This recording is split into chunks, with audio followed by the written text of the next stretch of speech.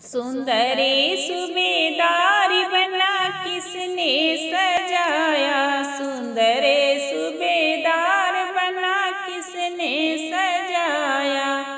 पापा सजाए कि मम्मी सजाई। पापा सजाए कि मम्मी सजाई।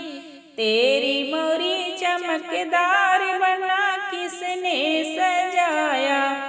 तेरी मोरी चमकदार बना किसने सजाया। सुंदर सूबेदार बना किसने सजाया। सुंदर सूबेदार बना किसने सजाया। चाचा सजाए कि चाची सजाई। चाचा सजाए कि चाची सजाए। तेरी टोपियाँ मजेदार बना किसने सजाया। तेरी टोपियाँ मजेदार बना किसने सजाया। सुंदर सूबेदार बना किसने सजाया।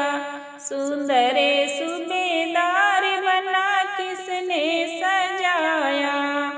भैया सजाए कि भाभी सजाई। भैया सजाए कि भाभी सजाए। तेरी टैया चमकदार बना किसने सजाया। तेरी टैया चमकदार बना किसने सजाया।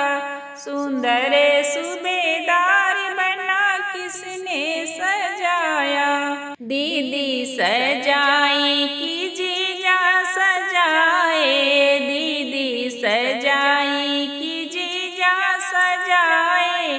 तेरा सुटवा चमकदार बना किसने सजाया।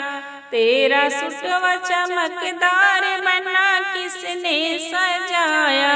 सुंदर सूबेदार बना किसने सजाया। सुंदर सूबेदार